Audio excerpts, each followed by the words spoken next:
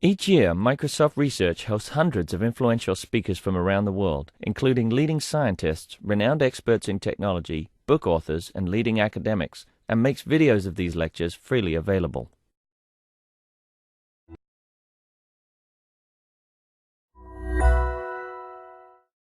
How's everyone holding up? Good. So we have a real treat in store for you now. Our next speaker is Dr. Bill Wolfe. I'm sure all of you know who he is. He's the president of National Academy of Engineering. If I had to do justice to Dr. Wolfe, I'll probably eat up 15 or 20 minutes of the introduction. So I decided not to even go there and essentially limit my introduction to just that. So please join me in welcoming Dr. Bill Wolfe.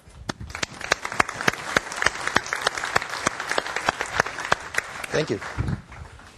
Thank you very much. You've had a rich day full of technical subjects. I'm going to talk about something non-technical. And in particular, something about what I hope will come out as both the opportunities and the responsibilities of the computer science, computer engineering community. But let me start out with a little bit of context. I am currently president of the National Academy of Engineering. I'm willing to wager that a very large fraction of the audience have no idea what that actually means. And so, as context for what I'm going to say, let me talk about that just a little bit. Because, you know the famous they. They say that where you stand depends on where you sit. And I happen to sit at the Academy. So a lot of what I'm going to say is, in fact, conditioned by that. Real basic. The Academy of Engineering, together with its siblings, the Academy of Sciences and the Institute of Medicine, are a private, non-profit corporation, 501c3. But when we incorporated in 1863, somebody decided to incorporate in the District of Columbia. And if you remember your high school civics, until about 25 years ago, there was no city government in D.C. The federal government acted as the city government. So our corporate charter is actually a bill that passed through Congress and was signed by Abraham Lincoln. We like to make a big deal of that. Honest truth is that any corporation formed in D.C. in 1863 would have gotten exactly the same treatment. But what is interesting about it is that, and I honestly don't know how this happened, in the process of creating this bill, somebody added about 40 words to what is otherwise an absolutely boilerplate corporate charter. In fact, the lawyers didn't have as much sway then. The whole charter is only 2 handwritten pages long. But these 40 words say that the academies will provide advice to the nation on issues of science and technology, do so whenever asked, and do it for free. For free has been interpreted to mean not for profit.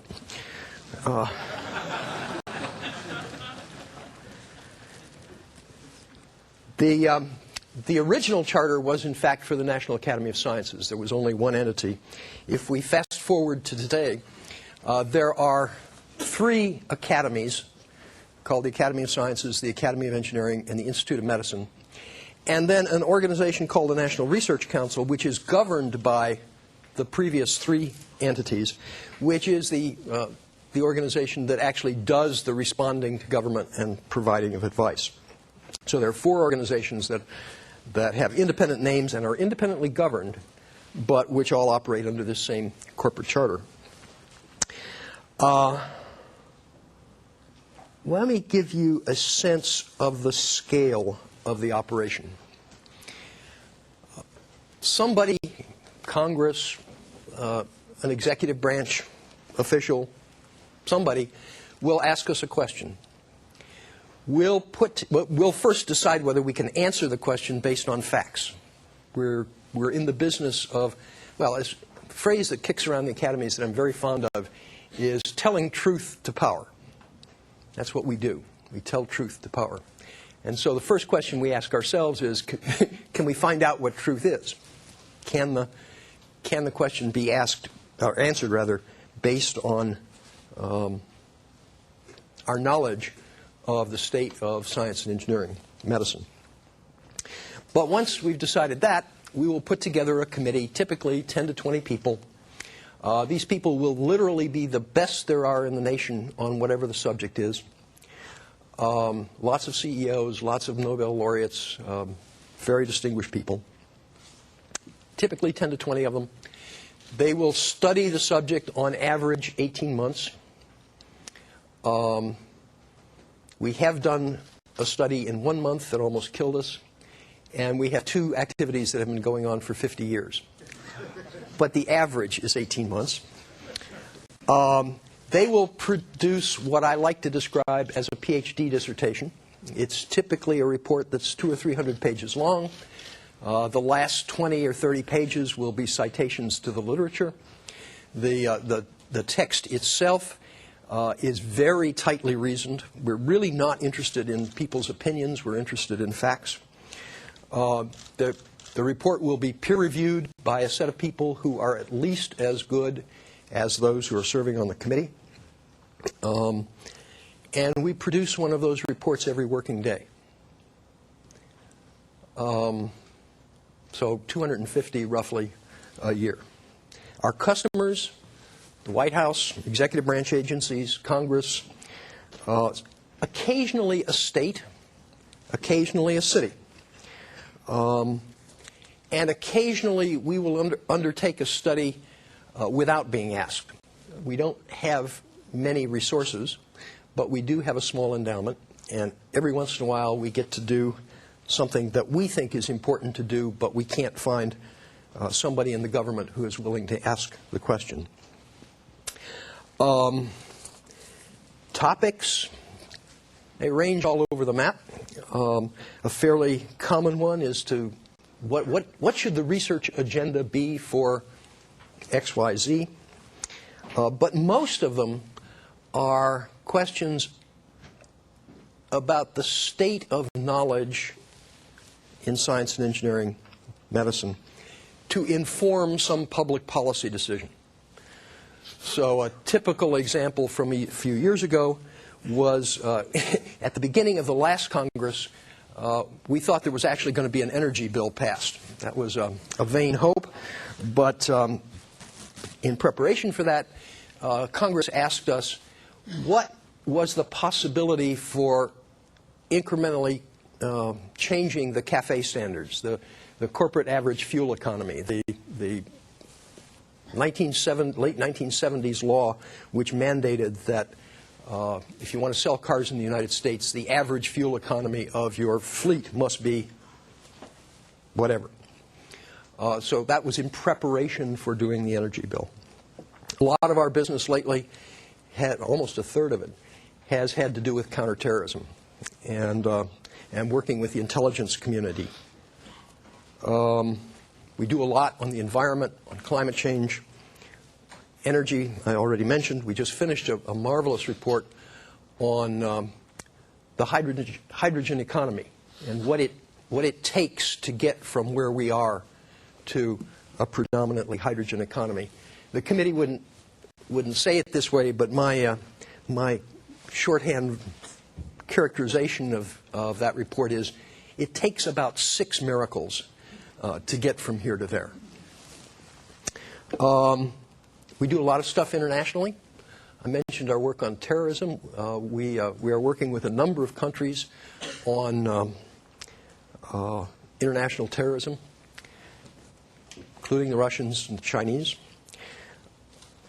We have a fairly high bandwidth dialogue going on with the Iranians. We were invited to Iran a few years ago, and we immediately went across the street and talked to the State Department, and they said, "Oh, please, we have essentially no contacts at a government-to-government level. We would love to have you have a dialogue as engineers to engineers, scientists to scientists." So those are typical examples of the kind of stuff we do.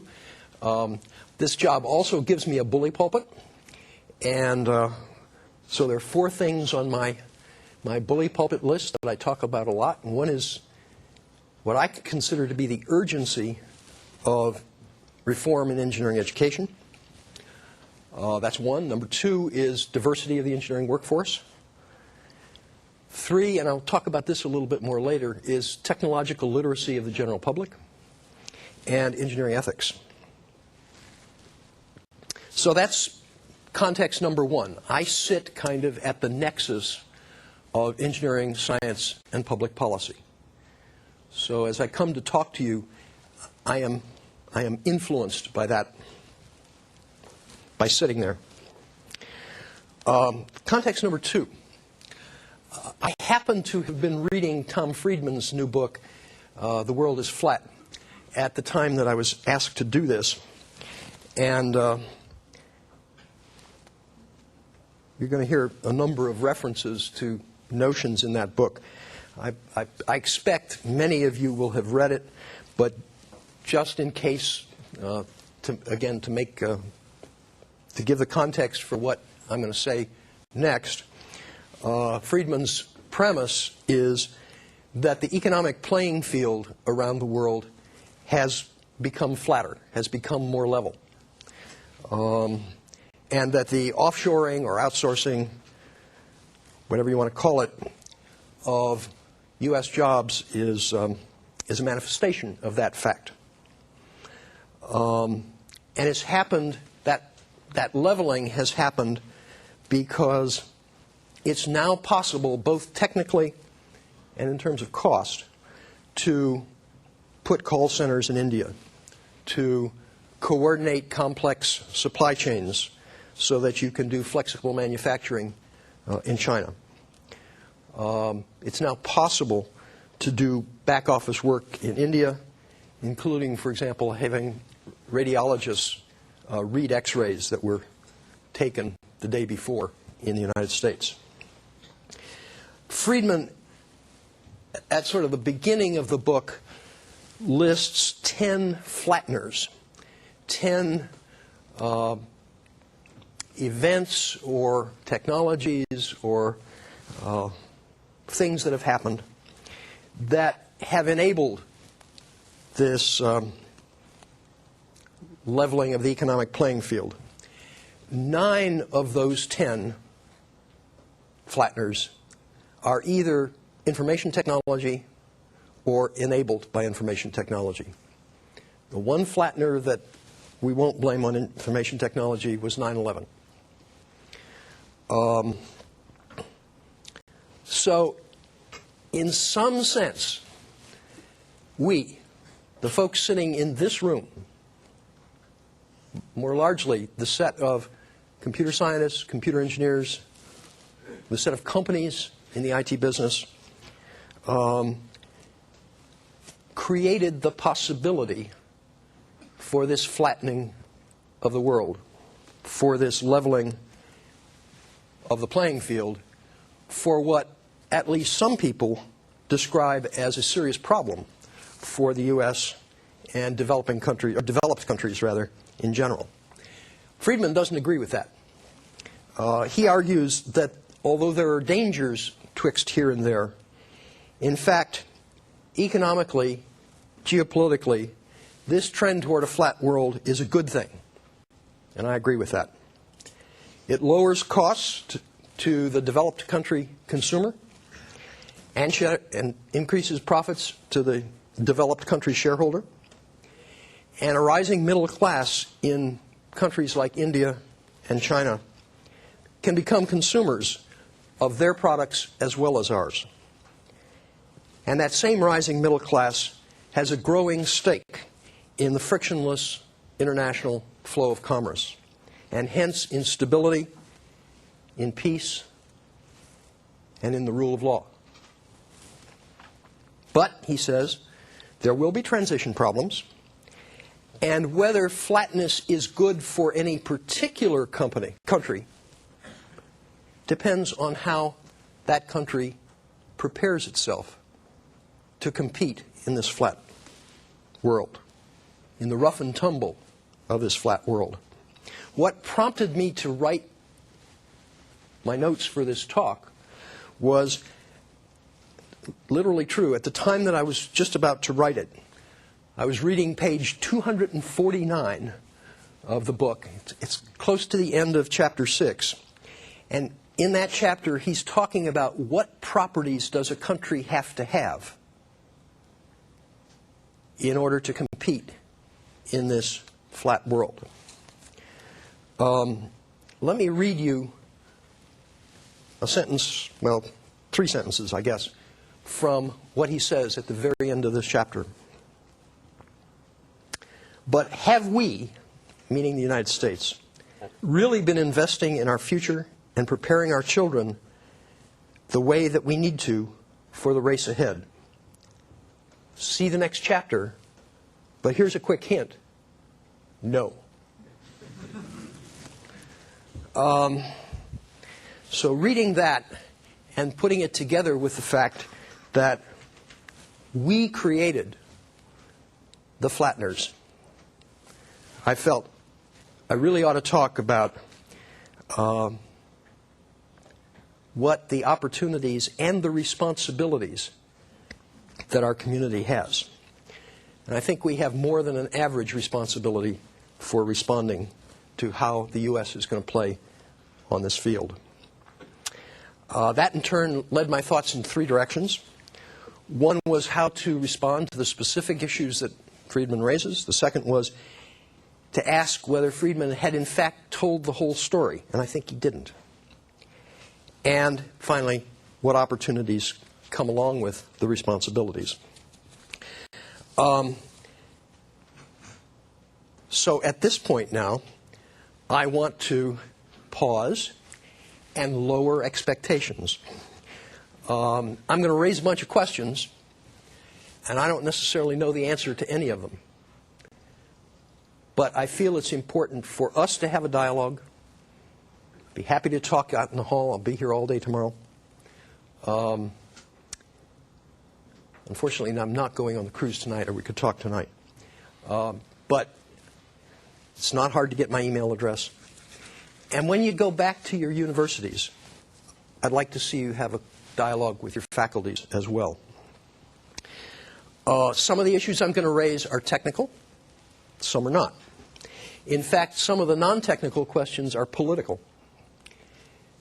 Not political in the political party sense, but political in the sense of we've got to get a lot of other people to go along with us if we're going to solve this problem. I'm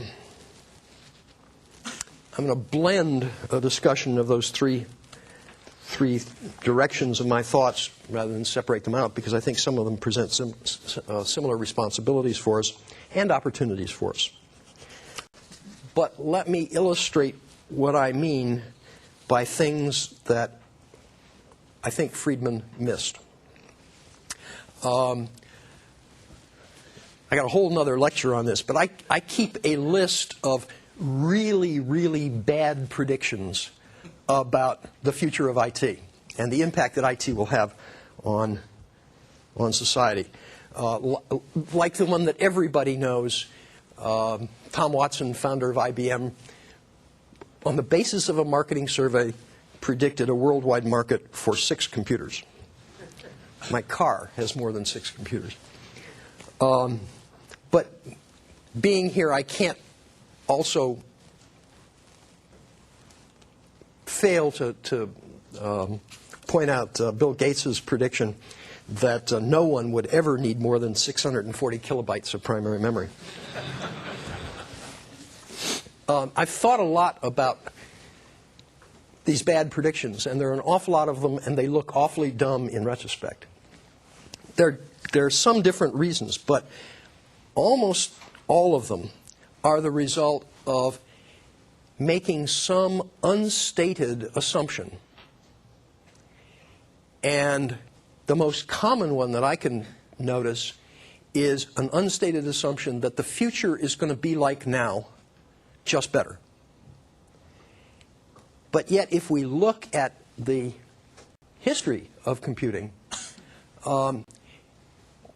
things sort of stay the same for a while and they get better for a while, but eventually a big enough quantitative change due to Moore's law causes there to be a qualitative change. And things really do change. Business practices change. We couldn't have Walmart without IT. Okay? And the business model on which Walmart is based couldn't exist without IT. I think that was Friedman's blind spot. It's probably mine too. It's very hard to know what assumptions you're making that might not be true as computing gets better, faster, more ubiquitous. Moreover, Friedman focused on two things. He focused on economic factors, and there are a lot of things that are going to be changed by IT which are not just economic. And again, he focused on changes that have happened. He doesn't talk about at all changes that will happen. Let me give you one example of things that he would never talk about, or that he didn't talk about. He and just about everybody else I know agrees that research universities are one of the real assets of the United States in this coming flat world competition. The history of innovation in the United States certainly starts with our ability to do fundamental basic research in research universities. But Friedman did, and Friedman depends on that throughout the whole book. He never asked whether universities as we know them might change in some truly fundamental way as a consequence of IT. And I would just note that universities are the best example I know of a pure play information business. We create information with our scholarship, our research. We warehouse it in our libraries. Our textbooks and our lectures are distribution channels. They're kind of retail channels for information. The history is virtually every business that has anything to do with information has had its fundamental business model changed by IT over the last 50 years. It would be truly extraordinary if that didn't happen to universities. Now, it's one of those things where I don't know what it's going to get transformed to, but the core competence of universities is information. And as I said, it would be truly extraordinary if they weren't transformed in some fundamental way. There are a number of places in the world is flat where Friedman muses about the fact that he had seen a lot of these changes happening, but he'd missed it. He didn't see the implications of all of them. He didn't realize that the world was going to become flat.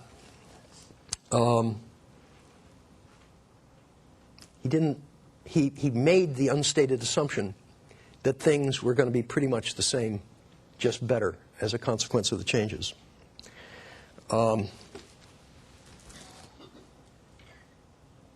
Because an educated workforce is key to playing in this new global flat marketplace, the future of the research university is absolutely central to whatever we do. One of my heroes is Bob Galvin, the former CEO of Motorola, a man who, in my opinion, saved the U.S. bacon in the 1980s when we could not compete on quality. But he brought quality manufacturing into this country. And talking to him once, he said to me, "I have never seen a process which can't be speeded up by a factor of 2 while simultaneously improving the quality. Okay? Well, can we imagine an IT-based system to replace the way we do things currently in universities that achieves a speed up of a factor of 2 while simultaneously improving quality? That's one of those pesky questions I'm going to ask from time to time. I think the odds that universities will be transformed are 100%. What they'll be transformed to, I have no idea. But I am convinced that if we don't think about it, and this is the best group in the world to think about it, that's a very dangerous path if we just let it happen. While I'm on the subject of education, which is, again, clearly central to any strategy for playing in the flat world, I'd like to point out what I see as a serious weakness in the United States. Friedman and lots of other people, by the way, I'll skip that for a minute. Friedman points out that the senior political leadership in places like China are predominantly engineers. All 9 members of the Politburo have degrees in engineering.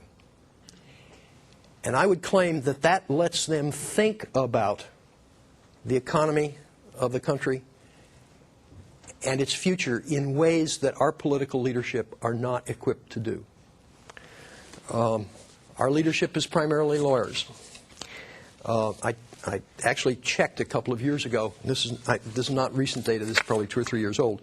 But we had exactly 6 people in the U.S. Congress with any kind of technical training.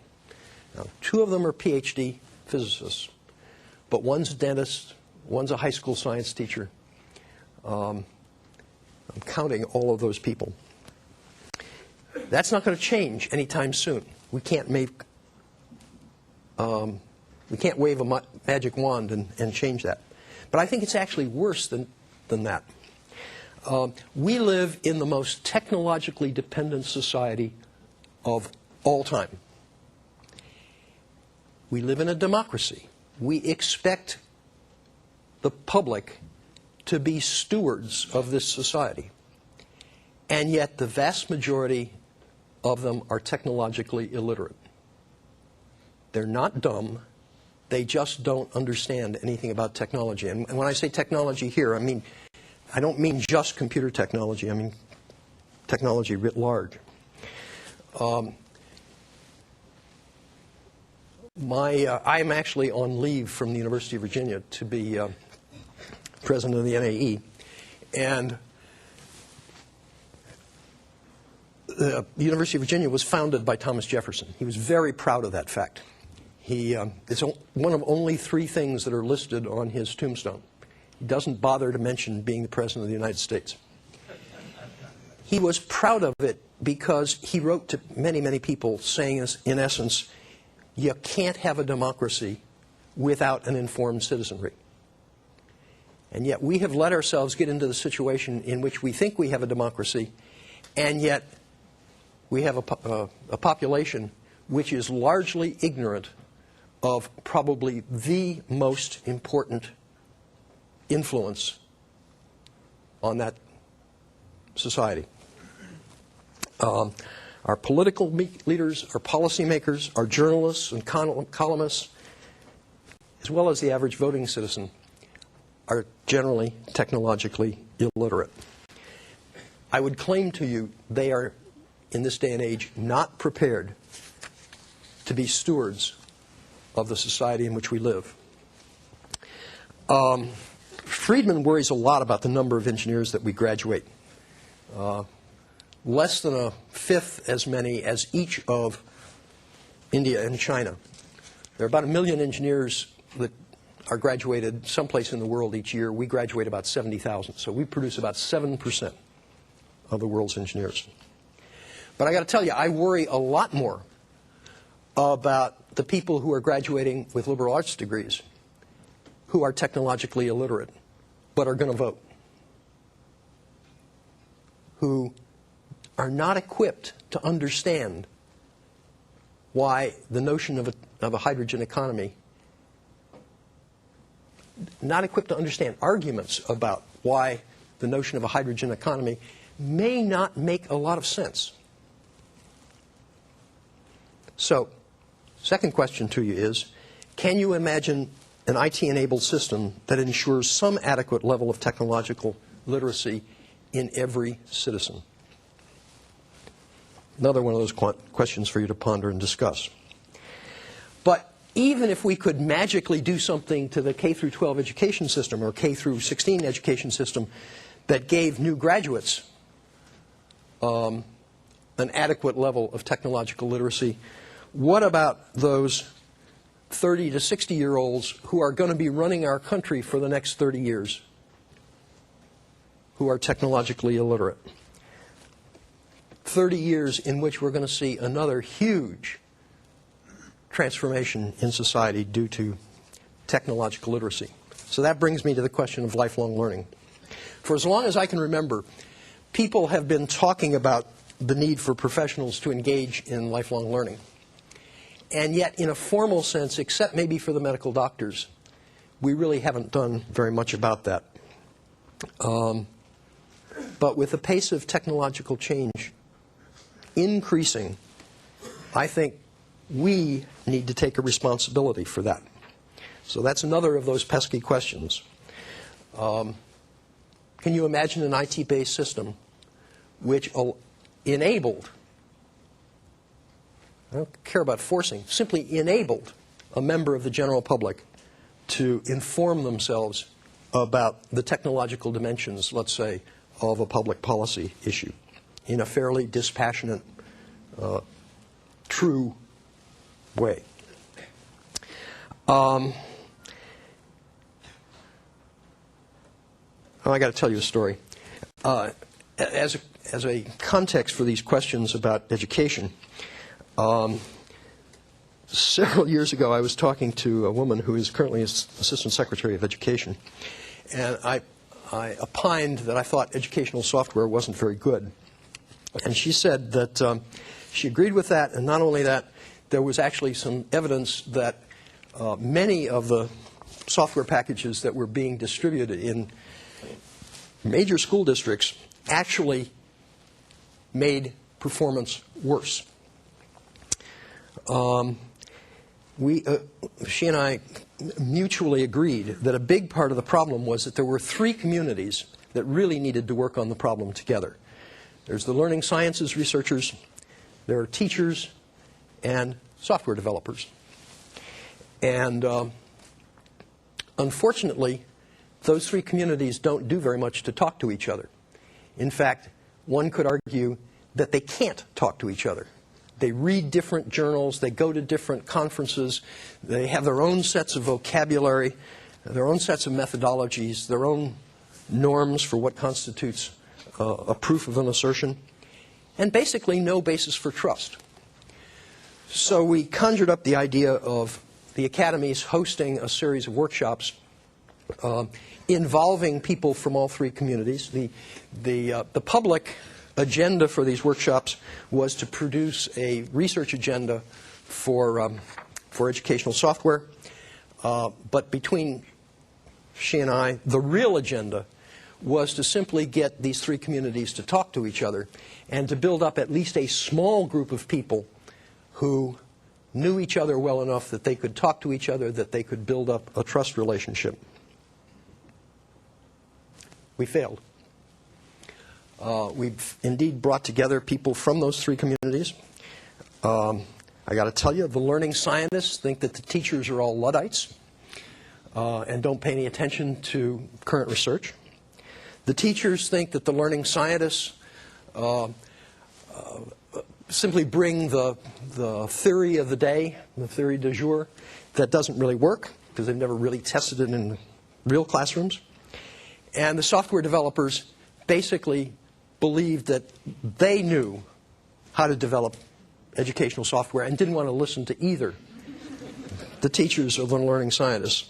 I'm exaggerating this a little bit, but that's pretty much the way where we started. It got a little bit better as we went along, but we did not develop a coherent community of people that could talk to each other, that trusted each other. I just tell this story because if there's going to be an IT solution to improving education, and I don't care whether it's higher education or K through 12, I believe, based on my experience, it ain't going to happen unless all three of these communities are engaged. We can't do it by ourselves. Okay, I'm going to switch directions. Freeman talks about a quiet crisis. I have been for several years talking about a creeping crisis, and I think we mean the same thing. You all know the storied procedure for boiling a frog. The story goes, if you throw a frog in boiling water, it will jump out. But if you put a frog in cool water and slowly heat it, the frog won't jump out and will get boiled. Now, I honestly don't know whether that's true, but it's convenient for what I want to say. The theory is that each increment in temperature is by itself not enough to trigger the crisis that makes the frog jump. So the frog is undergoing what I call a creeping crisis. When I talk about the creeping crisis, I also like to use an analogy to a mosaic. I think there are a number of problems that the country is facing that no one of which is enough of a crisis to provoke action, because nothing happens in this country unless there's a crisis. But if you kind of stand back, you realize that those problems are like tiles in a mosaic. There is a bigger picture. There is a common pattern that's being depicted. And I think that common pattern is, in fact, a serious increase in short-term thinking and lack of long-term investment. It's a pattern of preserving the status quo rather than reaching for the next big thing. It's a pattern that presumes that the United States is entitled to a better quality of life than others, and all we really need to do is circle the wagons in order to defend that. It's a pattern that doesn't balance the danger in, for example, admitting foreign students to the country with the good that comes to the United States from those foreign students. It's a pattern that doesn't recognize the good that came from immigrants like Einstein, Fermi, von Braun. It's a pattern that doesn't recognize the good that comes from students who return to their home and have learned to understand the United States and are the best ambassadors we have. I mentioned going to Iran. One of the real shockers there was, despite all of the rhetoric, government-to-government rhetoric, the people that we talked to, and particularly the people at the universities, almost all of whom had been educated in the West and predominantly the United States, understood us and understood what we stand for. It's a pattern that doesn't recognize the good that comes from open trade and the increased security that comes with a better quality of life in developing countries. It's a pattern that doesn't recognize that funding the underpinnings of our understanding of nature and a generally educated citizenry. The 2001 Hart-Rudman report, Commission report, which was the first mention of the notion of a Department of Homeland Security, said, and I quote, "The inadequacies of our system of research and education pose a greater threat to the security of the United States over the next quarter century than any potential conventional war that we might imagine." Now, that Commission report was made public before 9/11. I suspect that if it had been made after 9/11, they wouldn't have talked about potential conventional wars. They would have talked about wars or terrorism. Point is, the inadequacies of our system, research and education, pose a greater threat, ... Yet, we as a country seem to be making decision after decision that trades what I believe is the appearance of security for long-term damage to our system of research and education. Friedman tiles this mosaic with what he calls the numbers gap, the ambition gap, and the education gap. The numbers gap is the one that I already mentioned, the number of engineers and scientists being graduated in other countries compared to the United States. The ambition gap is about the young people who are choosing less challenging careers. I don't know the numbers for scientists, so I'll just quote them for engineers, but they're very similar for the physical sciences. Somewhere between 4 and 5% of undergraduate students in the United States are taking engineering. That number is between 12 and 13% in most of Europe, and it's over 40% in China. Factor of 10 difference from here. The education gap he talks about is about the quality of the people that we are now seeing graduating in countries like India and China. At least some of the jobs that are going overseas are going there not because the people are cheaper, but because they are better. And we need to admit that to ourselves and face up to it and do something about it. I have a much longer list of tiles in this creeping crisis mosaic, including the totally wrong-headed, in my view, and counterproductive reactions to visas, to deemed exports, and to sensitive but unclassified information. But in the interest of time, I'm going to focus on just one that was mentioned this morning, as a matter of fact, between Maria and Bill, research funding. I'm concerned here along multiple dimensions, at least one of which we have direct control over and some that we don't. Obviously, what was mentioned this morning was the level of absolute funding for the physical sciences and engineering, including CS. So I'm not going to talk about that. I am going to talk about what I see as an increasingly short-term, risk-averse nature to the funding that does exist. And I also want to talk about the balance between physical sciences and the life sciences. And I want to talk about the approach that some members of our community, I believe counterproductively, are taking to increase research funding. So let me do these in that order. Everybody, as I said before, everybody seems to agree that innovation has been one of the strengths of the United States and one that is going to play a vital role in a flat world.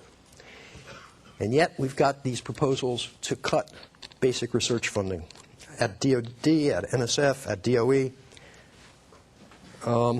It makes absolutely no sense to me. This is the time when we ought to be investing in the future. Takes about 15 years for things to go from basic research into product. What we're doing is stopping filling that pipeline. We won't see any disasters in the short term as industry drains the pipe. But in the 15-year time frame, if the pipe is empty, we're history. I said our funding is more risk-averse.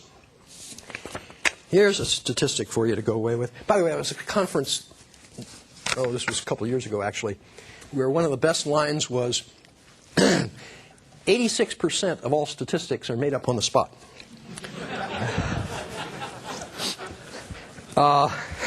So this is not made up on the spot. National Institutes of Health. We did a study for them in which we looked at the question of the age at which a PI gets their first independent grant. Not where they're mentioned as a co-PI, not where they're a postdoc on something else. 42. 42. In mathematics, that would be considered completely over the hill, right? Why? Because by the time they're 42, you've kind of vetted that they're productive people.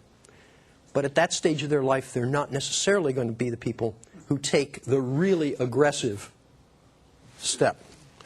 It was a mathematician, and I can't remember his name, who once said,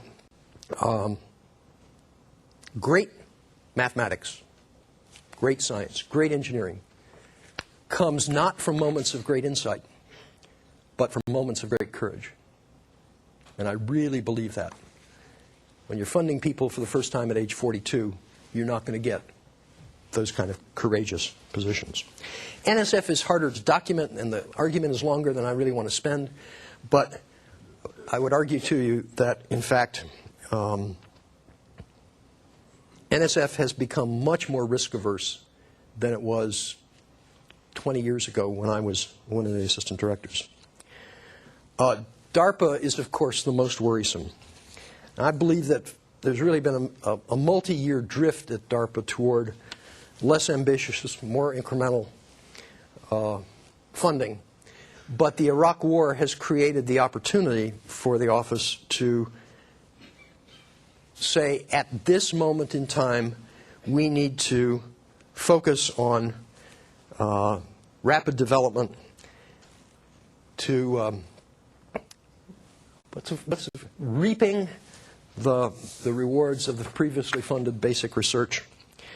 And to do that, they're focusing more on industry than on academia. They have shifted to a mode in which the maximum is a 3-year contract, in which you must show results every 12 months in order to continue your funding. I'm sorry, that's not long-term investing. Even if the subjects being studied one could describe as fundamental research, the fact is that anybody who is being funded in that mode is not going to take a long-term breakthrough kind of approach. Moreover, it's crazy. There are all kinds of DoD organizations which can turn basic research results into near-term product. There was only one old-style DARPA, and it's gone. I testified to Congress along with Tony Tether, the director of DARPA, about 2 months ago now. And he just doesn't get it. He doesn't understand the long-term damage he's doing. But what one could only wonder about where we would be in computing if, because of the Vietnam War or the Cold War, back in the 70s, the directors of DARPA had said, well, we really need to convert the basic research results into near-term product to fight the war, and consequently didn't fund networking, time-sharing, VLSI, graphics, RISC architectures, RAID disk systems, parallel computing, and the list goes on. Where would we be if they hadn't done that? The balance between NIH and NSF. I'm getting to be an old guy. I don't begrudge NIH a nickel of the money that they get. On the other hand, the balance between NIH funding and funding in the physical sciences and mathematics is totally wrong-headed. The last big increase that NIH got was larger than the entire NSF budget.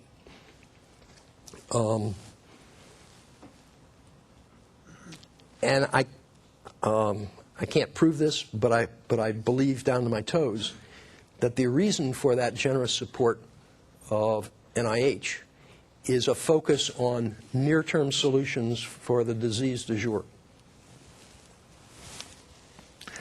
All that said, as I indicated a little while ago, I also worry about the approach that some of our colleagues have been taking to try and redress the situation. I've got to tell you, it's an approach that to many, and especially to many in Congress, sounds like the whining of a special interest group. Let me remind you, the system of funding of basic research that exists in this country today did not exist before World War II. The whole structure of funding of research that we now have is the result of a report written by Vannevar Bush called Science, the Endless Frontier. It was a report that was written in response to a query from President Roosevelt. And what Roosevelt wanted to know was, given all of the wonderful things that the science and engineering community had done for the winning of World War II, radar, gun sights, atomic bomb, etc., how do we ensure that if there's another war, we have the cadre of people to produce those same kinds of results? His question was, how do we get people? Bush's response in Science, the Endless Frontier was to say, best way to do that is to fund basic research at universities. Moreover, the federal government should fund the research, but it's the researchers themselves who should decide what the research to be done is. And in return for doing that, the nation would have security, health, and prosperity. So the whole argument had to do with people, with health, with prosperity, with security. It did not have to do with doing research. Doing research was the byproduct. It was the means. And when we take the attitude that we're not getting enough research support because we're not getting enough research support because that means we can't do the research, that's wrong-headed. That's not the message we need to carry to Congress. We need to carry Bush's message to Congress. There are so many opportunities to improve health, to improve security, to improve prosperity. And look at our track record, for crying out loud. It's worked. It's worked for 50 years. But that's what to emphasize. We are not entitled to research support. And as I say, when we complain that we're not getting enough support for our research, I don't care whether it's computer research or anything else, we tend to sound like a whining special interest group. And we will get the same attention that any other whining special interest group gets. Congressmen are really good about that. They get lots of whining special interest groups. But we really do play a very different and special role. I like to tell people that I wrote my first computer program in 1959 for a computer called ILIAC 1, a hand-built computer at the University of Illinois. And so I've had now 46 years of sitting on the 50-yard line watching the advance of technology and the impact of that technology on society. During essentially all of that time, it's all been about opportunity. It's all been about things that we could do. Reading Friedman, I now think it's about opportunity and responsibility. Some of those responsibilities have to do with technical challenges, like really effective educational software, perhaps. Some of it is publicly standing up when issues like visas and deemed exports come up. Some of it is serving in positions where you can have an influence over those things, shape policy. But let me tell you, sitting where I sit, where I stand is where I sit, it's time critical. It's really time critical. earlier in the day, I was being interviewed by a reporter, and he asked me the question, will we still have the best universities in the world in 20 years? I don't know. But I think the answer to that question is being shaped by the things that we're doing right now. That's the end. Thank you.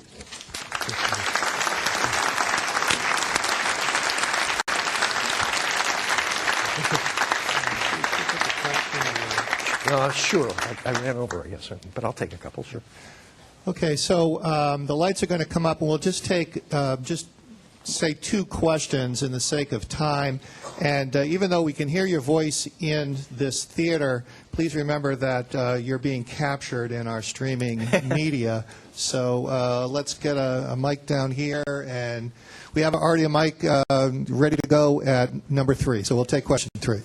Hi, I was wondering if you've had any comment in response to Congressman Joe Barton's inquiry into the data and background, and I know the president of the National Academy of Sciences has actually responded, at least it was reported. And I was wondering if that's crossed your desk and whether you had any thoughts on it. For context, to those of you who've not heard about this, Barton is the chair of the Senate Energy Committee, Energy and Commerce Committee. And he sent a letter to Michael at the University of Virginia. Sorry, I've forgotten the last name at the moment. In which he demanded the professor supply a huge amount of information about his research support, about his research methodology, his data, and so on. The professor in question, I'm sorry, I can't remember his name. Michael Mann, thank you. Published an article a few years ago in which many people think he essentially demonstrated convincingly the anthropomorphic link between global warming, or at least global climate change, and so Barton was transparently trying to intimidate Professor Mann. We have taken. There's a 3 Presidents report, a statement that's coming out. I was actually the point person in preparing that letter for Ralph Cicerone. Mm-hmm. It's really disgusting. I mean, really disgusting. Question over here. Question over here on mic 1. One issue which I'm somewhat surprised hasn't received more attention today, I mean, probably because of the venue that we're in, is that we've not only lost DARPA funding, but we've also lost the industrial research infrastructure in the past few years. If I look at my area, computer networking, we've lost basic research at AT&T, Bell Labs, various permutations, at HP, at Compaq, at Telcordia, at IBM, you name it, they're all gone. And I'm wondering if there's any, and that affects basically the quantity of research, but it also affects the job outlook. That essentially, except possibly for Microsoft Research, there are very few places left where PhDs who do not want to, can't, whatever reason, go into academia, can do productive, long-term, substantive research. And I'd like your comment, your perception. Yeah, okay. I'm slightly a contrarian on this point. First of all, you have to make a very strong distinction between places like AT&T Bell Labs and IBM or GE or other corporate laboratories. AT&T was possible because of a regulated monopoly. And they could afford to spend money and simply charge it back to the general public. You may want to extend the spot, but maybe not. So. When the court decisions came down breaking up that monopoly, it took away that revenue stream and essentially made it impossible for AT&T to continue what they were doing. Moreover, let's not forget that the cost of telephony has come down by over a factor of 40 since that breakup. The number of services that we have now from the telephone is immensely larger. I can remember when that regulated monopoly happened, was still in effect, you had to pay extra for every extension that you had in the house. And so most people had only one phone in the house. We've now got essentially one phone in every room, or more, if you count my cell phone.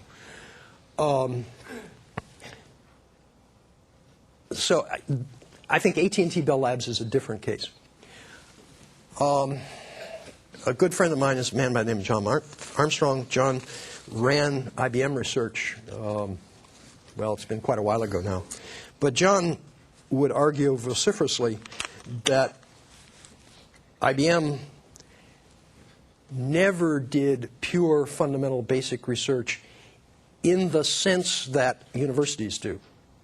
That it was always Pasteur's quadrant research. That is, IBM would not do research unless they believed that there was some long-term benefit to the company if it succeeded. And I think you'd find the same thing at Microsoft research. I haven't actually tried to go check that, but it would surprise me if that were not true. So yeah, we've lost industrial research, but I think it's not as pure play a question as you're suggesting. Okay. Well, again, thank you, Dr. Wolf, and you will be around tomorrow. I'll be around tomorrow. All right, so if there's further questions, he will be around tomorrow. If you could keep your seats for 1 second, I have just some very brief announcements. Okay. Take care. Thank you.